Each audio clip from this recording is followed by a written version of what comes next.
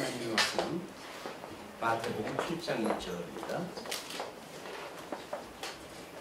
마태복음 8장 1절. 예수께서 산에서 내려오시니 수많은 무리가 따르니라. 한 나병 환자가 나와 절하며 이르되 주여 원하시면 저를 깨끗하게 하실 수 있나이다 하거늘 예수께서 손을 내밀어 그에게 대시며 이르시되 내가 원하노니 깨끗함을 받으라 하시니 즉시 그의 나병이 깨끗하여진지라. 예수께서 이르시되 상가 아무에게도 이르지 말고 다만 가서 제사장에게 내 몸을 보이고 모세가 명한 그 예물을 드려 그들에게 입증하라 하시니라. 네, 우리 주보의 목차를 보시게 되면 제1절의 말씀과 권세로 선지자 증거하는 내용으로 우리가 9장까지 구분하다 해놨습니다. 그 중에 지난 시간까지 5장부터 7장까지의 말씀으로 선지자임을 증거하는 내용들을 우리가 산상수훈이라고 하는 그 내용을 통해서 확인한 바가 있습니다. 우리 거기에서 주님께서 주기도를 가르쳐 주시면서 결국은 나라와 권능과 영광이 영원히 아버지의 것입니다 라고 신앙 고백을 하도록 하셨는데, 오늘 이제 8장부터 9장에 내려가게 되면 권세로 선지자임을 증거하는 내용이 소개가 되어집니다. 영원히 아버지에게 있었던 그 영광을 독생자 그 아들 예수님한테 권세를 주셔서 하나님의 영광을 드러나게 하시는 일이야말로 바로 구약에 언약되어진 메시아라고 하는 걸 증거하는 근거가 되어집니다.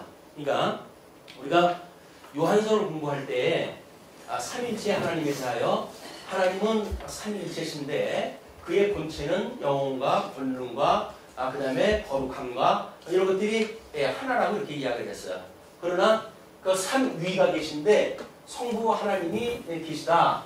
이 성부 하나님은 누구로부터 출생하지도 않고 누구로부터 나오지도 않은 분이다. 그리고 성자 하나님이 있는데 이 성자 하나님은 영원히 성부 하나님으로부터 출생하셨다. 이렇게 확인을 했어요. 그리고 성령 하나님이 있는데 이 성령 하나님은 성부 하나님과 성자 하나님으로부터 영원히 나오시는 분이다. 이렇게 해가지고 삼위일체 하나님에 대한 걸 확인하다 했거든요. 우리 하나님은 물론 모든 힘의 근원이시고 모든 생명의 근원이시고 한 분이죠. 근데 그 성부 하나님으로부터 이 권세, 하나님께 있는 권세를 우리 예수님한테 주어가지고 구속주로 해가지고 이 땅에 이제 보내주신 겁니다. 그래서 우리 대속주로 오셨던 예수님은 하나님의 모든 권세를 받으신 분이에요. 물론 그 예수님도 성령을 통해 가지고 성령 안에 있는 모든 성도들에게 이런 권능을 갖다 주시죠. 그리고 제자들에게 복음을 증거하는 그런 권능을 주셨어요. 우리가 예수를 믿는다는 이야기는 적어도 이 하나님의 권세가 우리를 뒤집어 엎은 겁니다. 사망 권세의 종으로 타고 있던 우리들을 하나님의 권세로 해가지고 생명으로 이끌어들인 그런 우리들의 그런 그 권세를 힘입고 있는 사람들이란 말이에요. 우리는 그 권세가 어떤 관념적인 것이 아니라 실질적으로 성도들의 어떤 구원이라고 하는 이런 믿음을 통해 가지고 실질적으로 우리가 체감되어지는 것이 하나님의 권능이에요. 이렇게 떨어져 있는 것이 아니라 실질적으로 구원을 받았고 전인적으로 우리 하나님을 경외하는 세상이 감당할 수 없는 믿음을 주시고 살아가게 하시는 일이야말로 바로 우리 주님께서 주셨던 권능입니다. 권세고 그런 그 개념을 가지고 오늘 그 권세로 증거하는 선지자임을 증거하는 내용을 이제 확인했다 해가는데 8장서부터 9장까지인데 먼저 8장 1절로 17절까지 병 고치는 권세로 증거했다 한다고 이렇게 이야기를 했어요. 우리 병 고친다는 이야기는 결국 병이 있어야 고칠 거 아닙니까? 이 병은 우리 하나님께서 아담에게 이제 복과 나라를 언약을 하셨음에도 불구하고 에덴이라고 하는 이 안식을 누릴 곳에서 누리지를 못하고 추방이 되어졌단 말이에요.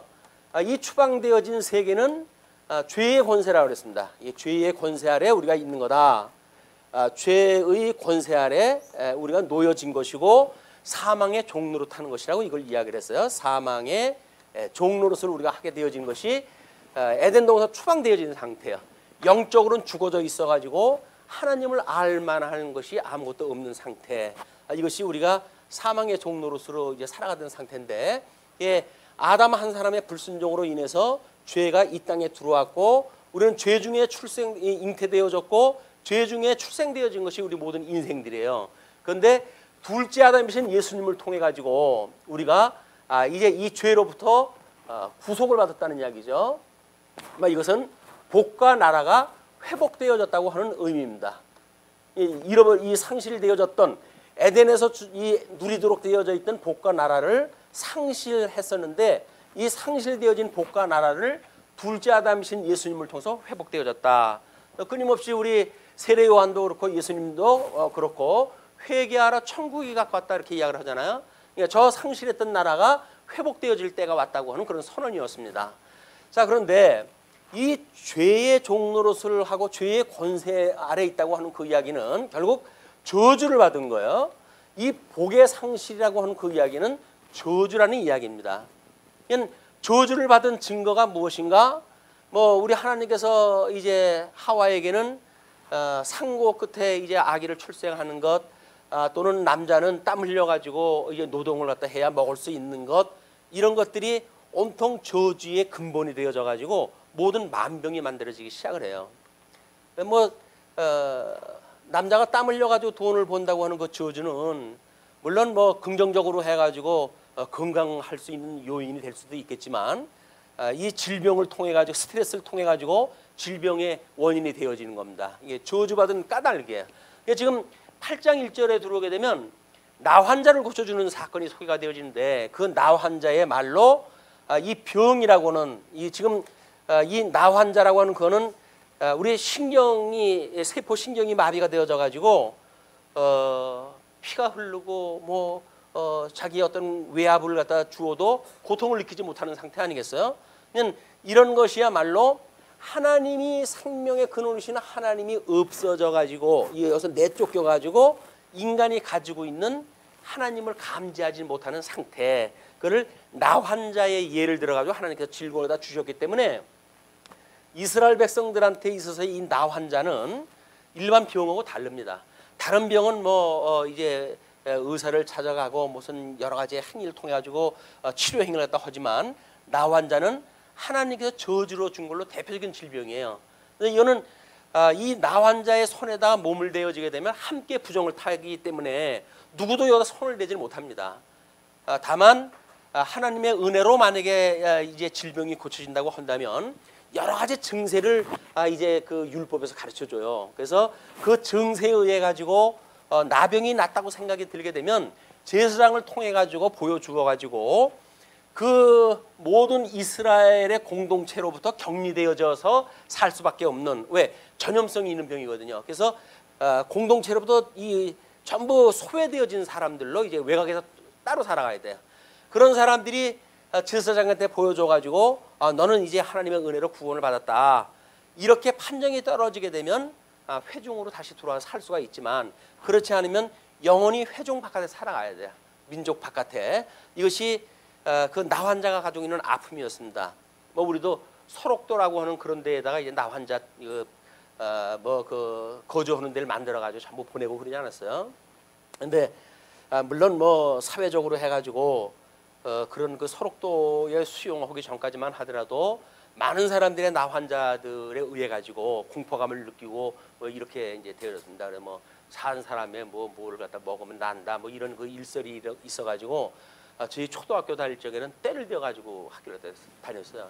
산을 넘어 가지고 다녀야 되는데 중간에 혹시 잡아먹을 수 있는 사람이 있을 수도 있다 이렇게 소문이 돌아가지고 어린 나이에 지네들끼리 힘합치 힘이 있겠어요? 그렇지만 자지간 함께 그 산을 넘어 가지고 학교를 다니고 그랬습니다.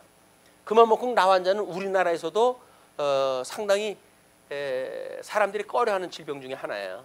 전염성이 있고 그리고 혐오감을 주는 이런 그 질병이기 때문에 그렇습니다.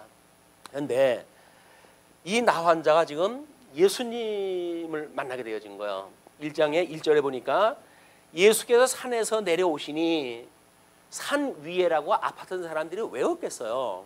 그러나 산상수훈을 통해 가지고는 하나님께서 그 우리 제목처럼 말씀으로 선지자임을 증거했던 장소 아닙니까? 거기에는 환자가 있다고 하더라도 거기서 나 고쳐주세요라고 하는 사람이 없었어요. 그런데 이제 그 사연이 다 끝이 나고 그리고 산에서 내려올 때 수많은 무리가 따르게 되어지는데 산상수훈에서 뭐 그 얘기를 듣고 뭐 이렇게 쓰니까 이제 대단한 사람이 나타났다 뭐 이래가지고 아마 따라왔을 것 같아요. 그런데 한 나병 환자가 나와서 절을 갖다 합니다. 이르되 주여 원하시면 저를 깨끗하게 하실 수 있나이다 하거늘. 나 환자가 지금 철저하게 원하는 것은 이 회복에 대한 약속이에요. 보통 나 환자들은 공동체로부터 격리되어졌을 뿐만 아니라 우리 주님께서 고쳐준다고 하는 확신을 가질 수 있는 사람들이 없죠. 근데 이 나 환자는 특별히 우리 아브라함에게 언약했던 이걸 이제 모형적으로 보여주던 것이 아브라함에게 주었던 약속 아닙니까? 이 아브라함에게 언약을 갖다 하시고 그리고 애굽의 종노릇을 갖다 하게 하시다가 하나님과 출애굽을 갖다 해가지고 이제 선민국가를 이루어 가신단 말이에요. 이제 선민국가. 근데 선민국가도 뭐 창건되어진 그 뭐 짧은 시간입니다. 다윗 때 40년, 솔로몬 40년, 약 한 80여 년간만 화려한 그런 그 통일국가를 이루었지만 곧 남북이 갈려지는 분국의 사건이 이루어지게 되어지고 이제 급기야 북쪽 이스라엘은 아수르에 의해 가지고 721년에 멸망이 되어지고 남쪽 유다 이거가 이제 586년에 바벨론의 포로로 끌려가잖아요. 이 바벨론의 포로로 끌려간 걸 우리가 유수다 이렇게 이야기를 했습니다. 포로로 끌려갔다 그 이야기예요. 유수라고 하는 죄인으로 지금 끌려갔다고 하는 그 이야기예요. 이 죄인이라고 하는 그 이야기는 그냥 바벨론 포로 해도 될 거 아닙니까? 근데 왜 바벨론 유수라고 그랬을까요? 그거는 죄인으로 끌려갔단 말이에요. 이 주권을 잊고 국가의 모든 주권을 상실하고 그리고 저주받았다라고 하는 걸 그대로 보여주는 사건이 나라의 모든 통치 능력을 상실한 국가를 잃고 포로의 신세가 되어진 이건 죄인의 몸으로 지금 끌려간 사건이에요. 이게 예수님이 십자가에 못 박아 죽으심에 대한 예표적인 사건이기 때문에 우리 기독교에서는 그냥 바벨론의 단순한 포로가 아니라 이걸 유수라고 하는 특별한 단어로 설명하다 하는 겁니다. 거기는 포로로 끌려갔다고 하는 그런 의미에는 이런 모든 것들이 지금 함축되어져 있는 개념이에요. 단순한 포로가 아니라 이제 모든 그 국가의 기능을 상실하고 하나님께 주셨던 저 복, 나라로 주었던 그 복을 상실하고 포로로 끌려가는 신세, 이것은 바로 죄인이라고 하는 걸 자박하는 이런 그 전제가 있기 때문에 예수 그리스도의 죽으심에 대한 예표로 지금 모든 역사가 설명하다 하고 있습니다. 그러나 이제 그 70년의 포로 기간이 끝나게 되면 이제 다시 회복해 준다고 하는 약속이 남았다고 그러지 않았습니까? 지난 시간에 공부한 것이 그 서기관이라든지 이런 그 사람들은 선지자들이 끊임없이 이야기한 것은 너희들이 지금 이렇게 선민국가가 되어진 것은 모세오경에서 언약되어진 대로 되어진 것이다.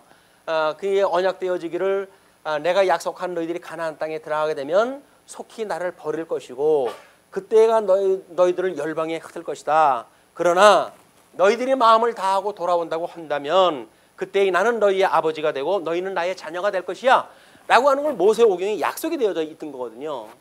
그 선지자들은 끊임없이 이 포로로 끌려가져 있을 때에 대부분 이제 이 이스라엘 선민국가 후반기의 내용이 선지자들의 활동이니까 그 선지자들의 이야기가 너희들이 끌려간 건 너희 죄 때문에 망한 거야. 이걸 선언을 갖다 했단 말이에요.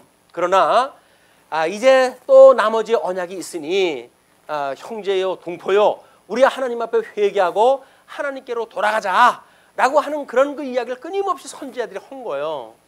그런데 이제 그 구약 시대가 마감이 되어지고 중간기 400여 년간의 시간이 지나가면서 이런 그 기독교적인 내용들은 교조화되어지고 그래서 바리새인이나 서기관이나 뭐 이런 사람들에 의해 가지고 전부 신조로 되어진 거예요. 신조로 되어져 가지고 그대로 우리 율법대로 이제 행해야 된다라고 하는 율법주의가 이제 만들어진 겁니다. 율법주의자들이 늘 하는 이야기가 너희는 죄 때문에 망한 거다. 죄 때문에 망한 거다. 그러니까 죄를 짓지 말아야 된다고 하는 걸 선언을 갖다 했단 말이에요. 그러나 선지자들이 했던 얘기는 그게 아니잖아요. 죄 때문에 망한 건 맞는데 그건 이미 모세오경에 언약됐던 내용이야. 근데 그 망하게 한 것은 궁극적으로 망하게 하시기 위한 것이 아니라 궁극적으로 너희를 회복해서 하나님의 제사장 나라를 만드시기 위한 하나님의 그런 섭리란다. 라기 때문에 이걸 이제 최종적으로 이걸 선포를 갖다 해야 되는데 이 율법주의자들은 회복에 대한 이걸 우리가 사죄라고 이렇게 이야기를 해요. 유수되어진 건 정죄 기능이라고 이렇게 이야기를 했고, 그러니까 정죄에 대한 것만 끊임없이 선포를 갖다 한 거예요. 이런 정죄 기능에 익숙해진 사람들이 다른 사람을 판단하는 사람들이다 그 이야기야.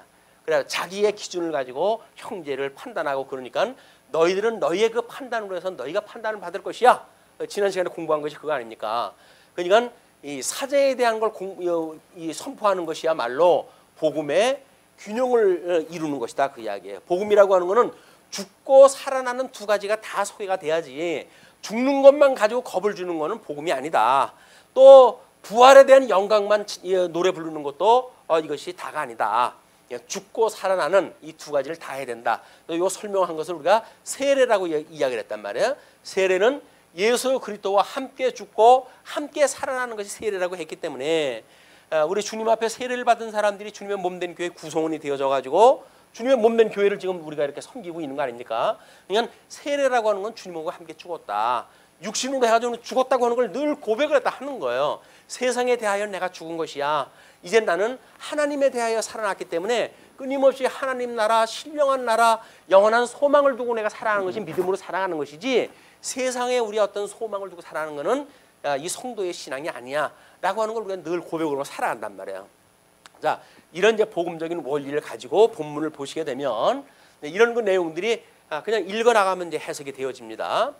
내용이 오늘은 조금 깁니다. 그렇기 때문에 34절까지 있기 때문에 이걸 뭐 어떤 자세하게 또 그 뭐 이 중간중간에 그 논리를 설명하다 보게 되면 본질을 놓치고 그래서 부분적인 게 이제 강조가 되어지기 때문에 이야기 중심으로 해서 이제 끌고 갈 거야. 이제 그러다 보게 되면 뭐 진도의 그는 그 어떤 그 이유도 있고 그렇기 때문에 이런 그 내용들을 쭉 따라가다 보게 되면 또 뭐 여기 마태복음에서도 반복되어지는 것도 있고 또 마가복음, 누가복음에서도 중복되어지고 그렇기 때문에 늘 설명할 기회는 늘 있습니다. 그러니까 오늘은 진도 위주로 해가지고 설명하다 해 가도록 하겠습니다. 자, 이제 그렇게 했을 때 나를 깨끗하게 하실 수 있습니다. 당신이 구약 성경에 언약되어진 메시아라고 한다면 나를 깨끗하게 해주신다는 이야기예요.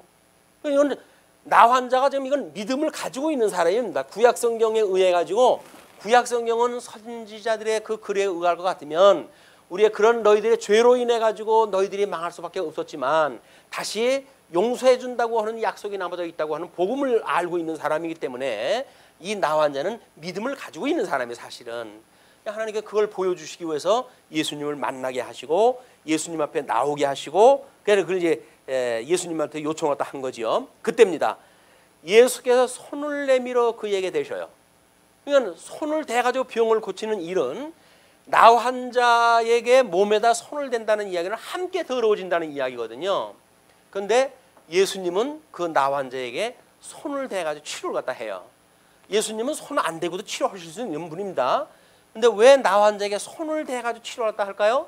이 과거의 율법적인 오해를 갖다 하고 있는 사람들에게 생명의 원리가 무엇인지 모르고 나 환자를 격리하는 것이 어떤 그런 능사라고 생각이 들었기 때문에 이 사람들한테 성경이 말하고자 하는 어떤 사랑의 배려가 없고 공동체로부터 추방을 시키고 철저하게 어떤 그런 그 소외되어진 삶을 살아가게 하시는 이런 잘못되어져 있는 이스라엘 문화를 예수님께서 지적하시는 거예요. 그래서 생명의 주인이신 예수님께서 나 환자의 손을 댄다. 거룩하신 우리 주님께서 나 환자에게 손을 댄다고 해가지고 그 죄가 우리 예수님에게 전가될 리가 없잖아요. 오히려 사망이 생명에 상킴받아지기 때문에 예수님께서 나 환자의 손을 댈 때에 이상한 일이 벌어집니다. 손을 내밀어 그에게 대시며 이르시되 내가 원하노니 깨끗함을 받으라 하시니 즉시 그의 나병이 깨끗하여진지라. 기적 같은 일이 벌어진 거예요. 그건 나 환자가 우리 주님께서는 나를 원하신다고 한다면 나를 낳아줄 수가 있는 분입니다 라고 이야기했다 했을 때 예수님이 그 말을 그대로 끌어다가 써요. 내가 원하노니, 그 설명이 그렇게 하잖아요. 내가 원하노니 깨끗함을 받아라. 그렇게 했을 때 이 나 환자는 이제 회복이라고 하는 놀라운 영광에 참여가 되어지는 거예요. 이것이 정죄로 그동안 나 환자의 생활을 했다고 한다면 지금 사죄를 받는 놀라운 사건이 좀 소개가 되어지는 겁니다. 이렇게 되어졌으니까 예수께서 이르시되 삼가 아무에게도 이르지 말고, 그 이야기는 내가 너한테 손을 대가지고 병을 고쳤다든지 이런 이야기는 하지 말고 그 이야기예요. 다만 이제 그 이외에 가가지고 제사장에게 내 몸을 보이고 모세가 명한 예물을 드려 그들에게 입증하라 하시니라.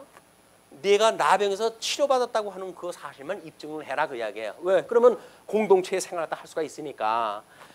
그런데 그 나 환자를 고쳐준 것은 지금 예수님에 의해서 고쳐준 거 아니겠어요?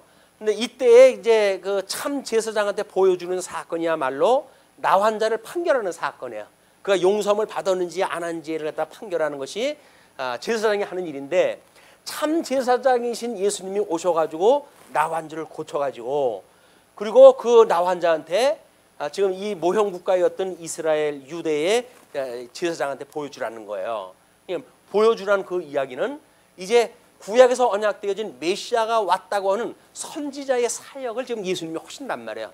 당신의 제사 사역을 지금 하는 일이지만, 제사 사역을 하는 일은 나 환자를 고쳐준 사건이고, 그 사건을 통해 가지고 구약에서 언약되어진 메시아다, 참 선지자로 왔다라고 하는 사실을 증거하는 거란 말이에요. 자, 그렇게 했는데 물론 성경적인 그런 우리 내용들은 신명기 18장 22절 우리 주보에 보시게 되면, 만일 선지자가 있어 여호와의 이름으로 말한 일에 증언도 없고 성취함도 없으면 이는 여호와께서 말씀하신 것이 아니요 그 선지자가 제 마음대로 한 말이니 너는 그를 두려워하지 말지니라. 거짓 선지자들이 한다는 이야기는 뭐예요? 증언이 없어요. 구약의 언약대로 성취되어지는 것이 없어요. 그건 거짓 선지자다 그 이야기예요.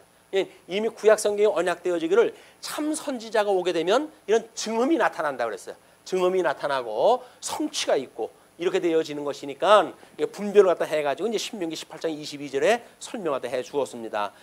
뿐만 아니라 이 모든 권세를 받았던 것에 대하여 우리 마태복음 28장 18절에도 그렇게 소개가 되어져 있는데, 예수께서 나와 말씀하여 이르시되 하늘과 땅의 모든 권세를 내게 주셨으니, 우리 예수님은 하늘과 땅의 모든 권세를 하나님께로 받으신 거예요. 우리 여호와 하나님, 이 여호와 하나님께로부터 모든 권세를 받았다. 우리 모든 그 권능은 여호와께 있는 거 아니겠어요? 그 여호와께 있는 권능을 예수님이 받으셔가지고 중보자로 이 땅에 오셨고, 그래서 모든 이 사망의 권세까지도 우리 예수님께서 지금 제어를 다 하게 되어진 거죠. 이 마귀가 지금 나 환자를 끼고 앉아가지고 나병을 앓고 있는 거 아니겠어요? 그거로부터 예수님의 권세가 그 사망의 권세를 누르시고 거기로부터 나 환자를 불러내셨다. 이것이 우리 보이지 않는 사죄함에 대한 지금 눈에 보이는 사건을 보여주는 거예요. 자, 다음에 이제 5절 보세요. 5절로부터 13절 보시게 되면 예언대로 중풍병자를 고치신다고 이렇게 이야기를 했습니다. 물론 8장 1절부터 4절까지의 나 환자에 대한 이야기는 열왕기 하에 그 엘리사가 이제 그 나만이라고 하는 장군의 나병을 고쳐준 사건 이런 걸 통해 가지고 이미 예표적으로 다 보여준 사건들이 있죠. 그런 근거에 의해 가지고 우리가 살펴갈 수가 있고, 그리고 이 제사장한테 보여준 것도 레위기 14장 2절 같은 경우에 나병 환자가 정결하게 되는 그 날의 규례는 이러하니 곧 그 사람을 제사장으로 데려갈 것이요 라고 하는 이야기들이 나와져 있단 말이에요. 그거대로 좀 성취가 되어진 거다. 성경대로. 이런 성경의 구분의 구조를 가지고 증명을 하게 되면 시간이 모자라죠. 그러니 우리는 구조적으로 이해를 하게 되면 성경의 그 각절 한 절 한 절 끌어다가 이거를 그렇게 성경대로 이루었습니다라고 설명하는 것보다는 근본적인 설명이 되잖아요. 지금 이 구조적인 설명이 그렇게 이해를 하시기 바랍니다. 다음에 5절에 예수께서 가버나움에 들어가시니 한 백부장이 나와 강구하여 이르되 주여 내 하인이 중풍병으로 집에 누워 몹시 괴로워하나이다. 가버나움이라고 한다면 예수님이 애굽에서 이제 너를 찾는 자가 죽었다. 그러니 이제 애굽에서 가나안 땅으로 옮겨라 이렇게 이야기했을 때 어린 시절부터 성장했던 곳이 이제 이 지역 아닙니까? 근데 그때 이제 그 가버나움에 들어갔는데 한 백부장이 나왔어요. 백부장이라고 한다면 지금 유수라고 하는 이 사건은 우리 구약 성경의 에스라, 느헤미야, 에스더를 통해 가지고 회복의 역사로 해서 모형적으로 설명이 됐죠. 그러나 이 바벨론으로부터 이제 포로로 끌려왔던 사람들이 바벨론, 그다음에 바사, 물론 이제 메대가 포함되어지는 겁니다. 메대, 바사, 그다음에 헬라, 그리고 로마 제국에 이르기까지 예수님이 오시고 있는 이때까지도 끊임없이 주권을 상실한 상태로 있는 상태란 말이에요. 그러니까 뭐 종교적으로 자유를 누리고 신앙생활도 할 수가 있지만 이 로마의 어떤 일정 세금을 내야 되고 그리고 이 살아갈 수밖에 없는 완전한 통치 국가가 아닌 이런 그 이스라엘 국가였었는데 거기에 지금 백부장이라고 한다면 로마 제국의 군대의 중대장의 이제 중대장급. 그래서 100여 명의 부하를 거느리고 있는 이제 그 대장입니다. 중대장. 그러니까 거기에 들어갔을 때 지금 백부장이 와가지고 내 하인이 중풍병으로 집에 누워 몹시 괴로워합니다. 이르시되 내가 가서 고쳐주리라. 예수님께서 백부장이라고 한다면 이제 이방인 출신이기가 쉽겠죠. 그러나 뭐 이방인이 아니라고 하더라도 만약에 로마 제국의 중대장이라고 한다면 이 황제의 명령에 죽고 사는 그런 그 사람일 거란 말이에요. 네, 그런 그 사람인데 예수님한테 와가지고 내 지금 종이 죽게 됐습니다. 그냥 고쳐달라고 이야기를 하는 거야. 심성이 따뜻한 사람인 것 같아요. 종이야 죽거나 말거나 뭐 수많은 종인데, 근데 이 사람은 달리 이제 그런 그 예수님한테 요청했다 합니다. 그랬을 때 예수님이 내가 가서 고쳐주리라 하니까 백부장이 대답하여 이르되 주여 내 집에 들어오심을 나는 감당하지 못하겠사오니. 이 중대장이라고 하는 이 사람은 자기의 주인이 로마의 황제예요. 그런데도 불구하고 그 예수님에 대하여 주여라고 호칭하다 합니다. 근데 이 사람의 실질적인 주인이 이분이라는 예수님이라는 거예요. 그러니까 그 주여라고 하면서 이 주님이 나의 집, 그 뭐 지금 이 로마의 어떤 그 중대장으로 백부장으로 살아가는, 그래서 다른 사람들은 꺼려하기 쉬운 그런 그 곳이기 때문에 거룩하신 주님께서 우리 집 들어오는 거 제가 감당할 수가 없어요. 나는 죄인이라고 하는 그런 고백이지요. 그렇게 하면서 그렇게 나는 감당하지 못하겠사오니 다만 말씀으로만 하옵소서. 그러면 내 하인이 낫겠사옵나이다. 아니, 우리 예수님 보고 고쳐달라고 그러는 거는 좀 전에 나병 환자도 손을 대가지고 고쳤는데 뭐 고쳐준다고 그러면 그래 가자 그러면 가야 될 거 아니겠어요. 뭐 자기네 집이 들어가기 민망하면은 뭐 집 바깥으로 끌어내고 뭐 고쳐달라고 그래도 될 것이고. 그런데 백부장이 특별한 이야기를 해요. 말씀으로만 하셔도 고칠 수가 있을 겁니다. 이렇게 이야기를 해요. 그러니까 나도 이제 그 예를 이렇게 드는 거예요. 나도 남의 수하에 있는 사람이요. 뭐 천부장 그 아래에 있는 사람 아니겠어요? 직접적으로는 나도 남의 수하에 있는 사람이요. 내 아래에도 군세가 있으니 이더러 가라 하면 가고 저더러 오라 하면 오고 내 종도로 이것을 하라 하면 합니다. 왜? 육체적으로 어떤 자기가 살아가는 세계 속에서 자기 수하에 있는 사람들한테 자기가 명령을 한단 말이에요. 명령대로 이루어지는데 주님이 산상복음에서 이야기했듯이 정말 하나님의 아들로 이 땅에 오신 분이라고 한다면, 생명의 주인으로 오신 분이라고 한다면 마땅히 말씀으로 해가지고 치료하다 해줄 수 있는 분이라고 믿는다. 이렇게 고백을 또 하는 거예요. 너무 기이한 일이 벌어진 거예요. 그러니까 그걸 듣고 예수님께서 들으시고 놀랍게 여겨 따르는 자들에게 이르시되, 놀랍게 여겼어요. 어떻게 이런 믿음이 이렇게 있는가, 이제 그런 생각이에요. 내가 진실로 너희에게 이르노니 이스라엘 중 아무에게서도 이만한 믿음을 보지 못하였노라. 그러니까 지금 제자들도 불렀고 뭐 산 위에 올라가서도 말씀을 가르치셨고 그런데도 불구하고 아직도 구약 성경의 내용만 가지고 예수님이 하나님의 아들로 메시아로 이 땅에 오셔가지고 말씀으로 회복되어진다고 하는 걸 알 수 있는 사람이 너희들 중에서는 이런 사람을 못 만났다 그 이야기예요. 근데 이 이방인 출신이 이걸 알고 있는 거야. 이 백부장이 그걸 다 알고 있는 거야. 그러니까 예수님이 놀라가지고 제자들한테 이야기를 하는 거거든요. 그러면서 또 너희에게 이르노니 동서로부터 뭐 그 이야기는 동서남북 사방으로부터 이제 그런 뜻이에요. 많은 사람이 이르러 아브라함과 이삭과 야곱과 함께 천국에 앉으려니와. 우리 열국에게 약속했던 이 선민국가가 열국에 언약되어진 거 아닙니까? 그러니까 그 열국의 아비들이 있는 천국, 이 선민국가가 아니라 참 하나님 나라, 이 천국에 그 이야기예요. 천국에 이 앉으려니와 그 나라의 본 자손들은 이거를 계시를 갖다 했는데 이 계시를 계시로 이해하지 못하고 그냥 여기서 먹고 사는데 그냥 떨어져 가지고 있는 그런 본국의 사람들, 그런 그 이야기예요. 그 본 자손들은 바깥 어두운 데서 쫓겨나 거기서 울며 이를 갈게 되리라. 이 천국에 들어가지 못하고 어디에? 바깥, 지옥. 그 지옥에서 바깥 어두운 데요. 천국이 아니라 바깥 어두운 곳, 이게 흑암의 권세가 장악하고 있는 것, 그쪽에 가가지고 그들이 무엇을 갖다 하냐면 울며 이를 갈게 한대. 운다고 하는 건 애통에 대한 이야기겠죠. 그러면 이를 간다는 것, 이를 갈아 보셨습니까? 저 인간 내가 언제고 한번 내가 손볼 거야 해가지고 이를 부득부득 갈아보신 적 있나요? 그 이를 가는 사람은 부심이라고 이렇게 해. 부심, 절치부심, 썩을 부자의 마음심자예요. 그러니까 다른 사람에게 어떤 원한을 갖고 있는 사람은 자기 속이 썩는 사람입니다. 고통이 있는 사람이에요.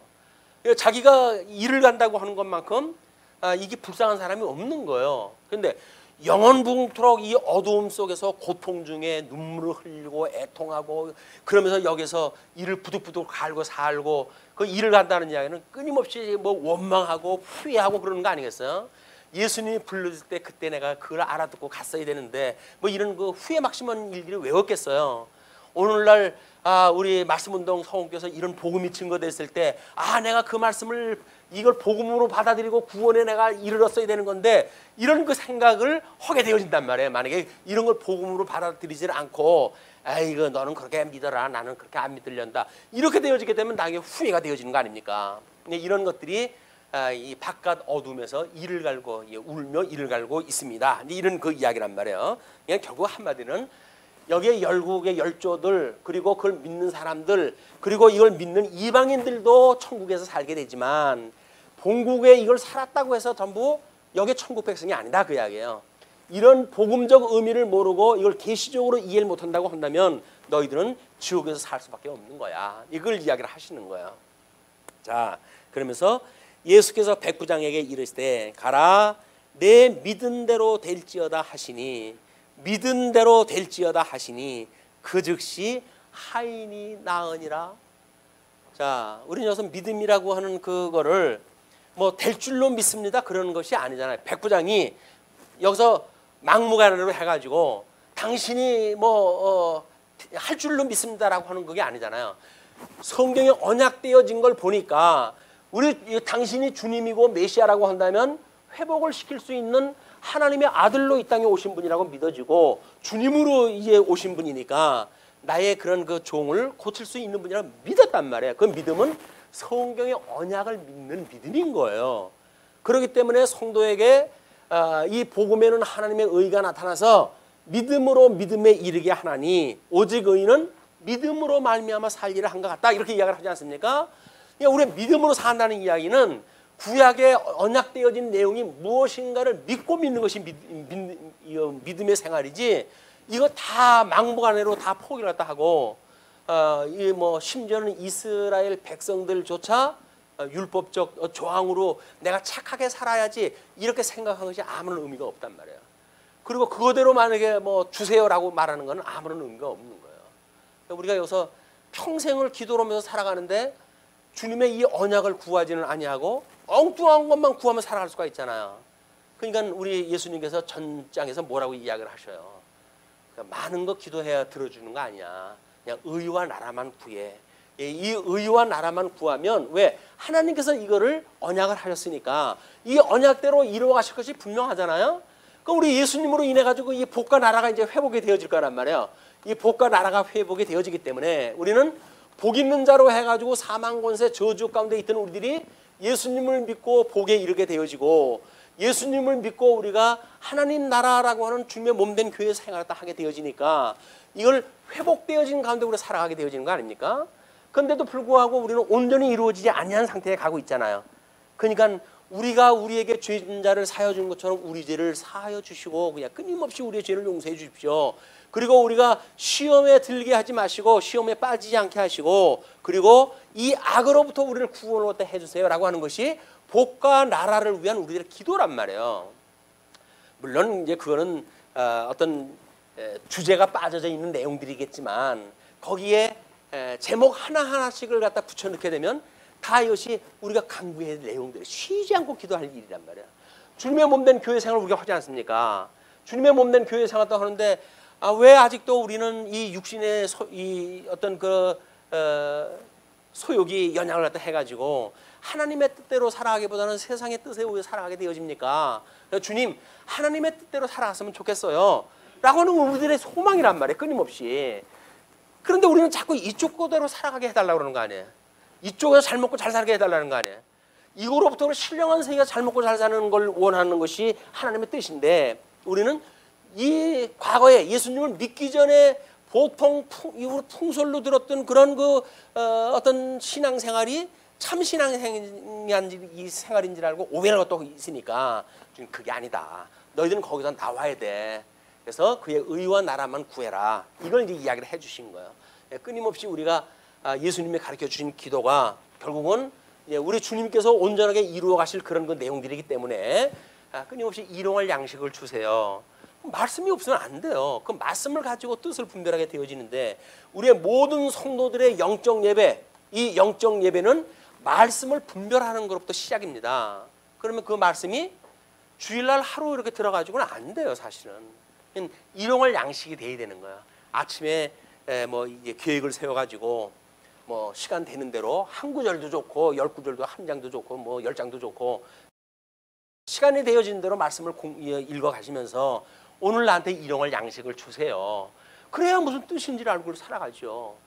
뭐 그건 안다고 치고 그래놓고 뭐 우리 간섭적으로 해가지고 뭐 알고 있는 정보에 의해서 이루어져라고 하는 거는 주님이 봤을 때 넌 진정성이 없어. 진정성이 없어. 진정성이 있으려면 하나님의 말씀을 읽고 읽는 과정 중에 그 말씀의 본질이 무엇인가를 생각을 하고 내가 그런데도 불구하고 끊임없이 아직도 이렇게 왜곡되어진 삶을 삽니다. 에베소서에서 성경에 대한 걸 뭐라 그러죠? 성령의 감동으로 되어졌다고 이렇게 했어요. 성경은 성령의 감동으로 되어진 것으로 책망함과 그 다음에 의롭게 함과 그리고 뭐예요? 바르게 함에 이 바르게 하는데 이게 합당하다고 이렇게 이야기를 했단 말이에요. 성경은. 그러니까 성경의 말씀을 우리가 이 묵상을 한다는 이야기 뭐야? 처음에 끊임없이 책망을 들어야 돼요. 주님의 말씀, 주님의 뜻은 이러한데 나는 여전히 이쪽에서 헤매고 있었네요, 주님. 그러니 저를 용서해 주세요. 라고 하는 것이 있어야 이 책망으로부터 구원에 대한 어떤 그 주제가 나오지 않습니까? 그런데 이것이 전제가 없다고 한다면 그냥 다고 하는 수밖에 없어요. 이것도 주고 저것도 주고. 나중에 생각이 안 되니까 저는 생각이 없어가지고 생각이 짧아가지고 무엇을 구할지 모르오니 전지전능하신 하나님께서 내가 필요한 거 무엇인지 잘 알고 있는 줄로 압니다. 내가 구하지 않는 것도 주님께서 주시옵소서라고 우리가 구한단 말이에요. 맞죠? 근데 뜻도 군별을 갖다 붙으면서 욕심만 키워가지고 내가 구하지 않는 것도 채워달라는 거 아니에요? 천배 만배 꾹꾹 눌러가지고 달라고 그러는 거 아니겠어요? 이 저주인데도 불구하고 그걸 달라고 할 용기가 생기십니까? 우리의 저주 가운데 빠지게 하는 거면 우리가 구할 용기가 있을까요? 아닌 거예요. 이게 저주나 죄의 권세가 우리한테 흔들어대는 걸 모르는 거예요. 나에게 절만하면 내가 이거 줄게. 라고 예수님을 공격했던 그 마귀가 지금도 그렇게 하고 있는데 우리가 그걸 못 본단 말이에요. 그러니까 마귀가 만약에 우리한테 손을 흔들고 미혹을 한다면 사탄아 물러가라, 우리가 이렇게 의로가 되어지는 이런 그 과정을 겪게 되어진다. 그리고 바르게 되어져서 온전한 성도의 삶을 살아가게 하시는 일이 성경이 이렇게 해가게 하신단 말이에요. 이 성경 말씀을 묵상하는 일은 매우 중요하다. 이렇게 보시고 이제 그렇게 했을 때 저는 그 즉시 하인이 나았어요. 놀라운 사건이죠. 다음 이제 14절로부터 17절 보게 되면 모든 질병을 고치신 걸로 설명이 되어지는데, 예수께서 베드로의 집에 들어가사 그의 장모가 열병으로 앓아 누운 것을 보시고 그의 손을 만지시니 열병이 떠나가고 여인이 일어나서 예수께 수종들더라. 수종든다는 게 뭐예요? 어저께 우리 임직식 때 했던 동역의 일을 한다 그 이야기예요. 예수님이 그런 그 일을 하나님의 동역자로 그 일을 다 한다 그 이야기예요. 왜? 이 병이라고 하는 건 지금 저주 때문에 못했던 거 아니에요. 근데 예수님이 와서 그를 고쳐주니까 그가 온전하게 되어져 가지고 주님의 그런 동역을 하는데 지금 이르게 되어졌다. 이걸 지금 보여주는 사건이죠. 자, 그러면서 저물매 사람들이 귀신 들린 자를 많이 데리고 예수께 오거늘, 이때는 귀신 들린 사람도 꽤 많았어요. 이게 조금 좀 우리가 좀 어두운 세상, 우리가 이제 이성적으로도 문맹률이 높고 문화 수준이 낮고 이럴 적에는 귀신 들리는 사건이 많습니다. 옛날에 우리가 뭐 한 지금 뭐 한 50년 전 뭐 이때만 하더라도 전주마다 시뻘겋게 해가지고 대심령 부흥회 뭐 이런 거 그려가지고 뭐 신유 행사라도 하는 사람들 꽤나 많았잖아요. 근데 전부 병자들인 거예요. 근데 지금은 시절이 좋아지니까는 나라에서 전부 해가지고 치료를 받게 해주니까 굳이 목사한테 가가지고 병 고쳐달라고 할 이유가 없잖아요. 병원에 가면 나 고쳐주는데. 요즘 목사 인기가 떨어졌어요. 이제 병 고치 신유 은사 가지고 있는 사람 별로 인기가 없어요. 다만 불치병이라고 떨어졌을 때 그러면 또 이제 가가지고 목을 메고 그러죠. 자, 그런데 이제 이때도 그 귀신 들린 자가 많이 이제 데리고 오고 그랬어요. 예수께 오거늘 예수께서 말씀으로 귀신들을 쫓아내시고 병든 자들을 다 고치시니, 특징입니다. 예수님이 표적적으로 보여줬던 사건, 당신이 메시아라고 하는 사실을 표적적으로 보여줬던 거는 다 누구는 고쳐주고 누구는 안 고쳐주고 그게 아니에요. 당신한테 찾아오는 사람들은 다 고쳐줘요. 근데 지금도 뭐 신유의 은사를 또 한다고 해가지고 쫓아오는 사람들한테 기도를 갖다 해주고 고쳐주는 사람도 있고 못 고쳐주는 사람도 있잖아요. 못 고쳐주는 사람들한테는 뭐라 그래요? 믿음이 적어졌다고 그러고 정성이 부족해서 그러고, 이렇게 핑계 대어지는 거는 그건 거짓말이란 말이에요. 그리고 일부 이제 뭐 기도로 해가지고 나는 사람도 있어요, 더러. 근데 그건 기독교만 있는 게 아닙니다. 불교에서도 축기술 하는 사람들은 뭐 그 귀신 그 뭐 드글드글한 집에 가가지고 주문해 오고 이거 하고 그래요. 귀신을 내쫓고 그래요. 예수 믿는 사람만 하는 게 아니라니까요. 모든 종교가 축기술이라든지 어떤 그 치유를 갖다 하는 그런 일들이 있는 거예요. 그걸 기독교적인 어떤 그런 표적을 보는 건 아닌 거예요. 표적은 신약 성경이 완성되어짐으로 해가지고 더 이상 표적이 나타나면 안 되는 거예요. 다만 이 표적을 표적으로 드러내기 위한 신유의 은사 뭐 이런 것들이 부분적으로 있을 수는 있죠. 초대교회에 있었던 것처럼 보이는 일들은 전부 가짜입니다. 가짜. 그 가짜를 성경에서는 적그리스도라고 이야기를 하는 거예요. 무서운 범죄입니다. 자, 그런데 이렇게 하시는 이유가 뭡니까? 17절, 이는 선지자 이사야를 통하여 하신 말씀에 우리의 연약한 것을 친히 담당하시고 병을 짊어지셨도다 함을 이루려 하심이더라. 구약 성경에 언약을 지금 이루시기 위해서 이렇게 했단 말이에요. 왜 표적을 보이시는가?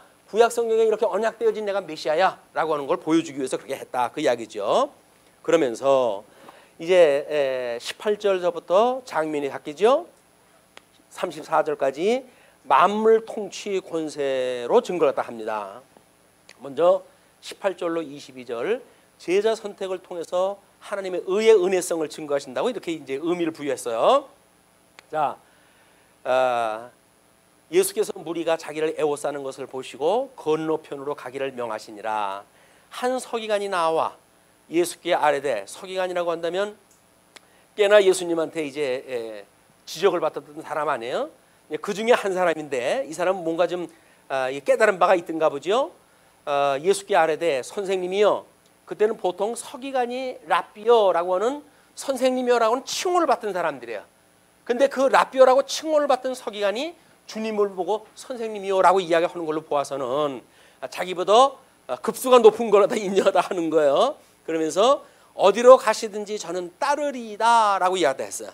근데 예수께서 이르시되 여우도 굴이 있고 공중의 새도 거처가 있으되 인자는 머리 둘 곳이 없다 하시더라. 예수님께서 이해를 왜 드셨을까요?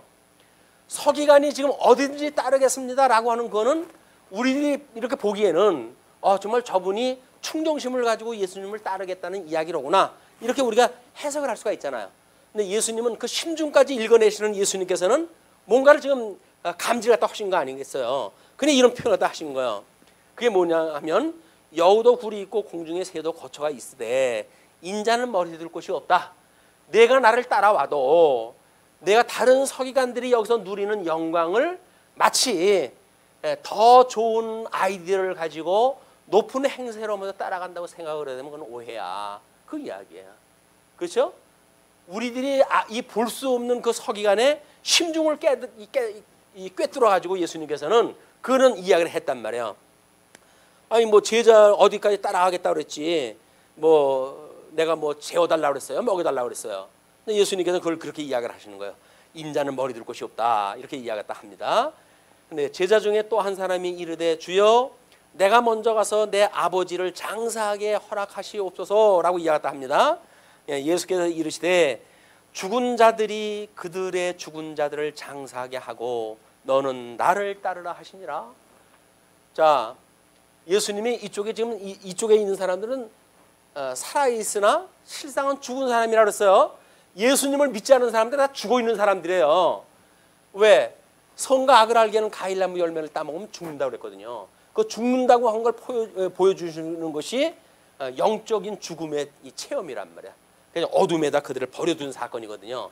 그렇기 때문에 자기들은 살아있다고 그러죠. 그리고 뭐 이것도 하고 저것도 하잖아요. 그러나 다 죽어져 있는 사람들이다. 그런데 이제 그 제자한테 하시는 이야기가 죽은 자들이 그들의 죽은 자들을 장사하게 하고, 왜냐하면 이쪽에 있는 일, 이 사망 권세 아래에 있는 일들, 이거는 그들이 하게 하고 너는 내가 생명의 길로 인도하고 새로운 세계를 열어가는 일을 갖다 하니까 너는 나를 따라서 새로운 세계의 일을 갖다 하도록 해라. 이제 구습에 얽매여져 있는 거에 발목 잡히지 말고 너는 새로운 피조물이 됐으니 이제는 새롭게 나를 따르는 일을 갖다 해야 될 것이야 라는 걸 지금 이야기를 한단 말이야. 이걸 가지고 뭐 예수님이 인륜적인 그런 문제에 있어서 이렇게 부도덕할 수가 있느냐, 이런 걸로 접근하게 되면 그 사람은 이미 윤리주의에 발목을 잡힌 거예요. 자, 그렇게 하면서 23절로 27절 풍랑을 통해서 하나님의 나라의 주권성을 증거하십니다. 배에 오르심에 제자들이 따랐더니 바다에 큰 놀이 일어나 배가 물결에 덮이게 되었으되 예수께서는 주무시는지라. 이제 그 갈릴리라고 하는 호수가 해면도보다 약 한 240m가 낮답니다. 뭐 사해는 말도 없이 깊고요. 그렇기 때문에 그 갈릴리 바다의 그 주변에 있는 높은 산의 그런 그 주변적인 환경 때문에 여기에서 어떤 그 날이 더워져 가지고 수증기가 발생되어지고 어떤 기류의 변화가 만들어지게 되면 가끔가다 돌풍이 일어나고, 그런데 이제 바다에 그 상황이 일어난 거야. 근데 예수님은 배 뒤에서 지금 마음 편하게 주무시고 계셔요. 왜냐면 지금 이 갈릴리 바다라고 하는 그 이야기는, 바다 그 이야기는 세상을 지금 표현하는 이야기들이죠. 그리고 배는 노아의 방주처럼 구원을 받는 사람들이 들어가 있는 것 아니겠어요? 그런 감각을 가지고 이제 이 문제를 보시게 되면, 이제 바다에 이제 그렇게 놀이 일어나고 그러니까 제자들이 예수님을 깨워요. 이르시되 주여 구원하소서 우리가 죽겠나이다. 생명의 주인으로 오셨다고 하는 것이 그렇게 이제 설포가 되어졌고 그럼에도 불구하고 죽게 되어졌다는 거예요. 여기서 우리들의 믿음 생활하고 똑같죠? 예수님을 따랐던 제자들의 믿음 상태가 우리하고 똑같아요.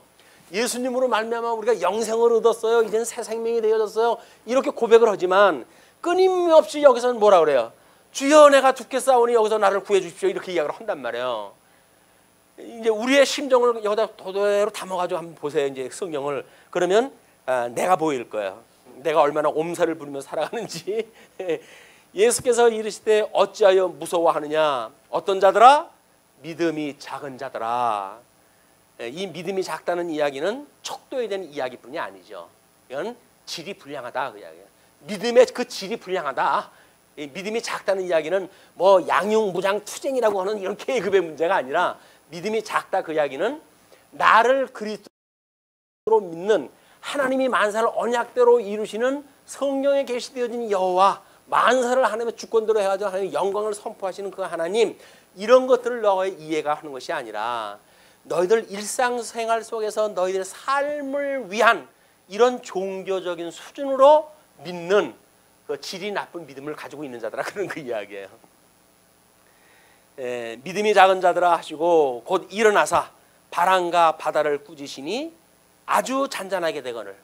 어떻게 이런 일이 가능할까요? 하나님과 나라를 약속을 할 때 그랬어요. 상륙하고 번성하라, 땅에 충만하라, 정복하라, 그리고 다스리라. 모든 만사를 다스리는 그런 그 복을 아담에게 줬어요, 하나님께서. 그런데 그걸 상실했기 때문에 심지어 이제는 이 하찮은 권세들에게도 종으로서 한번 살아가는 수인자가 되었으니까 파도가 일어나고 그러면 질에 겁을 먹고 죽을까 봐 겁을 내는 거예요. 그러나 예수님께서 바다를 꾸짖으셔요. 아니 예수님이 인격적인 그 분 아니에요?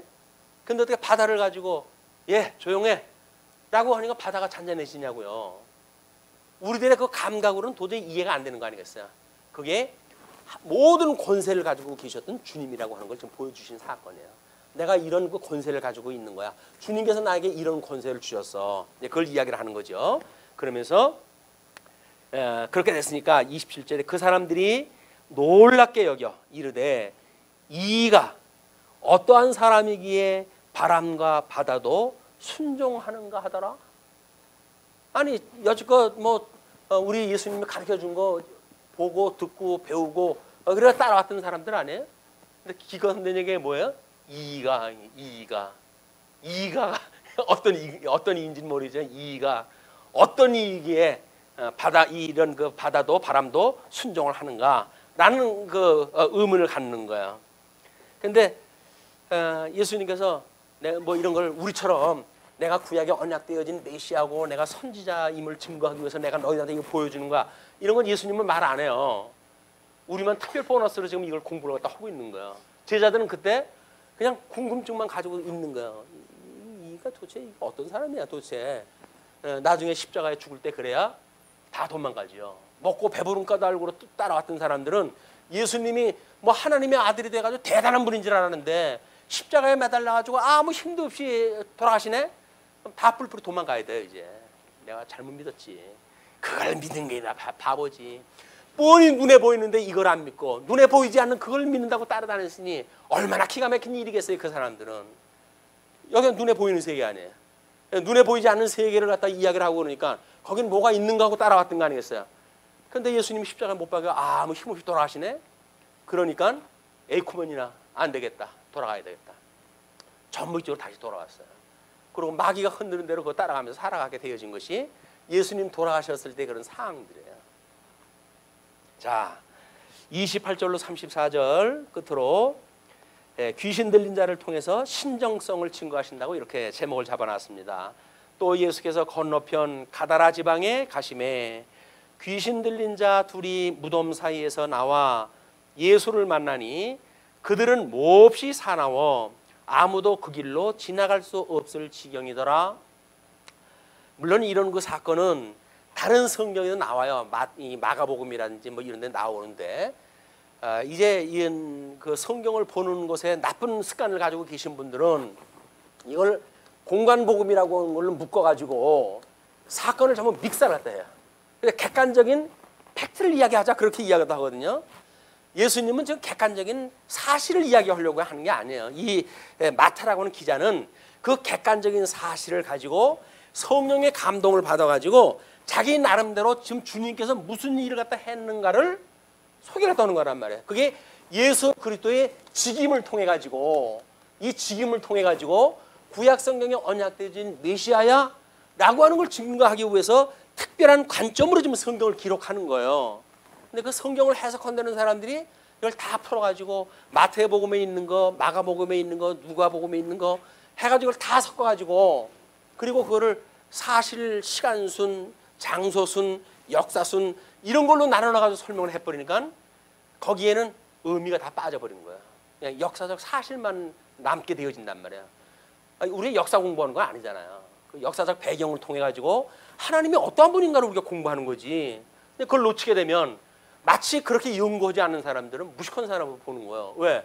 이렇게 분명하게 공간복음으로 해서 다 사실들을 다각도로 보여줬는데 그걸 객관적으로 봐야지. 왜 그걸 그 마태복음을 중심으로 해가지고 이해를 하느냐라고 그러는데 오히려 그것이 마태 이 성경을 기록한 저자의 이 성령의 감동을 가지고 지금 기록하게 하신 거니까 그 같은 성령의 감동을 받고 우리가 그걸 이해하게 되어지는 거란 말이에요. 이거는 아무나 이렇게 볼 수가 없는 거예요. 그래서 이 복음서가 왜 뭐 네 가지로 됐어요? 뭐 이렇게 알 수가 없는 거예요. 뭐 한신대 학생들이 뭐 국정화 반대를 또 하면서 복음서도 네 가지다. 웬 말이냐? 국정화가 웬 말이냐? 뭐 지금 대문을 갖다 하고 맞긴 맞아요. 이 네 가지로 마태복음도 복음서도 네 가지로 썼는데 왜 복음서 국정화가 이게 웬 말이냐 뭐 해가지고 대문을 갖다 하더라고요. 신학교라고 하는 아이들이 이 복음서 네 개의 복음서가 국정하고 비교나 되는 일들입니까? 그냥 비슷하면 갖다 엎어가서 쓰는 거예요, 그냥 지네들. 그게 여기서 먹고 배부른 까닭리게 따라다니는 인간들의 특징이란 말이에요. 그냥 성경 말씀 필요 없으면 끌어다 전부 써 자기가. 근데 그게 정말 주님의 뜻이냐면 아니에요. 자기가 자기 필요한 대로 그냥 갖다 쓰는 거란 말이에요. 자 이렇게 했을 때 이에 그들이 소리질러 이르되 하나님의 아들이여 우리가 당신과 무슨 상관이 있나이까. 하나님의 아들인 걸 누가 알아보죠? 귀신 들린 사람이 알아봐요. 그리고 때가 이르기 전에 우리를 괴롭게 하려고 여기 오셨나이까. 때는 언제요? 예수님이 사망권세, 철장권세로 해가지고 머리를 파할 때 그때를 이야기하는 거예요. 그러니까 그던 때가 이르기 전에 우리를 괴롭게 하시려고 여기 오셨나이까 하더니 마침 멀리서 많은 돼지떼가 먹고 있는지라 귀신들이 예수께 간구하여 이르되 만일 우리를 쫓아내시려면 돼지떼에 들여보내 주소서. 그렇게 이야기합니다. 그러니까 그들에게 예수님께서 뭐라고 그래요? 가라 하시니 귀신들이 나와서 돼지에게로 들어가는지라 온 떼가 비탈로 내리다라 바다에 들어가서 물에서 몰사하거늘. 귀신이 지금 그 귀신 들린 사람 두 사람이 여기서 언급되잖아요. 그럼 그 사람에 들어가져 있던 귀신들 아니에요. 물론 다른 성경에서 뭐 넌 누구냐라고 물어봤더니 군대입니다라고 대답을 또 해요. 수많은 귀신이 들어가져 있다 이제 그런 그 이야기인데 귀신이라고 하는 건 이게 권세입니다. 권세 부리는 자의 의회가 조정되어지는 이기 때문에 개체로 해가지고 보여줄 수도 있고 복수로 보여줄 수도 있고 그래요. 그런데 이제 그 권세가 큰 걸 보여주기 위해서 돼지떼로 들어가는 걸로 이제 보여주는 예수님께서. 그러면 두 사람을 구원시키기 위해 가지고 거기에 있는 귀신을 뽑아가지고 어디로 보냈다고요? 돼지떼로 집어넣은 거 아니야. 돼지는 다 몰세가 돼버린 거 아니야. 지금 뭐 동물 애호가들이 보게 되면 뭐 또 그럴 거야. 사람만 귀하고 돼지는 생명이 아니냐? 생명을 구하라, 구하라 또 이럴지도 모르죠. 하나님께서 이 사단이 저주받을 때 뭔 약속을 했어요? 너는 배로 기어다니며 흙을 먹고 산다 그랬잖아요. 영혼이 없는 그런 것들을 먹고 사는 것이 이 귀신들이 먹고 사는 거라니까요. 영혼이 없는 것, 그 사람도 마찬가지고 돼지도 마찬가지예요. 그게 다 사단의 밥으로 준 거예요. 이게 여기에 이 권세로 해가지고. 그냥 하나님 나라에는 애완견이 있다 없다? 거기는 없는 거예요. 그걸 식구로 간주로 하면 안 된다니까. 하나님 나라에는 그건 이 짐승은 없어요. 영혼이 없는 거기 때문에. 근데 이걸 뭐 애완견이라고 그래가지고 뭐 그 생명이 어떠니 저쩌니 해가지고 뭐 영화 배우면 영화 배우나 하지. 뭐 한국에 무슨 그 개고기 먹는 것까지 들고 일어나가지고 대모를 하고 지가 뭔데 그렇게 하냐고요. 물론 우리 조상들이 어떤 그런 그 육식을 갖다 취하기 어려울 때 그 1년에 한 차례 가지고 보신을 갖다 하고 그러는 식문화에 대한 문제 아닙니까? 이게 각 지역에 있는 식문화에 대한 문제란 말이야. 그걸 지네들의 문화관에 의해 가지고 다른 나라의 문화를 폄하하고 이렇게 하는 거는 주제 넘은 일이에요. 그게 주제 넘은 것. 저나 잘 살면 되지. 지는 망나니처럼 살면서 개 뭐 이렇게 생명을 귀하게 여는 거 귀하게 여는 겁니다. 자기는 짐승같이 살잖아요. 사는 게. 그러면서 무슨 개를 갖다 존중히 여기는 것이 대단한 거라고 해가지고 남의 나라 식문화까지 가지고 흔들고 그러겠어요. 이게 폭력이에요. 폭력. 자기 문화를 갖다 자기네 문화는 위대하다는 거예요. 한국인의 문화는 아주 그 미개해가지고 개나 잡아먹고 사는 그런 민족, 폄하하고 자기는 우월하고 한민족들은 아주 얕보고 이것이 문화의 상대주의라는 거예요. 아주 그 나쁜 버릇입니다. 그게 판단하는 일이에요. 지 기준을 가지고 주님의 말씀에 의하면 그 판단으로 네가 판단받을 거야. 그렇게 이야기를 했잖아요. 판단받아요. 이거는. 지금 그걸 이야기하는 게 아닙니다. 우리 세상을 살아가는 거는. 그런 걸 우리가 익히 이렇게 성경을 통해 가지고 문화를 이해하는 것 막 이런 것도 같은 맥락으로 이해할 수가 있는 겁니다. 근데 치던 자들이 달아나 시내에 들어가 이 모든 일과 귀신 들린 자의 일을 고하니 온 시내가 예수를 만나려고 나가서 보고 많은 사람들은 이제 예수님을 만나러 보는 사람도 있고 그러면서 그 지방에서 떠나시기를 강구하더라. 안 되겠다. 저 사람 있으면 우리 여기서 돼지 치고 먹고 살고 하는 그런 그 일들이 다 망조가 들겠구나. 예수님이 좀 떠나주십시오. 당신 여기 거치 못 살겠습니다. 그 이야기예요. 그것이 예수님 믿으면 뭐 집안이 망한다는 등 뭐 이렇게 그 헛소리 오는 분들이 있잖아요. 그래가지고 예수님 믿지 말라고 막 그렇게 겁먹고 그러잖아요. 그런 일들이 이렇게 하는 사람도 똑같은 심리란 말이에요. 이 심리를 우리가 이해를 못하게 되면 예수님을 믿으면 고난을 받는다고 그렇게 오해가 되어져 가지고 왠지 좀 예수님 믿는 거 꺼려지고 이렇게 되어지는 거는 귀신이 철저하게 미혹하는 일입니다. 왜? 자기 밥인데 그걸 놓아줄 수가 없잖아요. 아깝잖아요. 그렇기 때문에 방해 공작을 하는 것이다. 이런 데로부터 우리 주님께서 우리를 자유롭게 하셨으니까 이 자유롭게 하셨던 자유를 인해서 심령의 평강을 누리고 그리고 새로운 피조물로서 성도로서 영적 예배를 드리는 한 주간이 되기를 빌면서 말씀 드리겠습니다. 기도하시죠.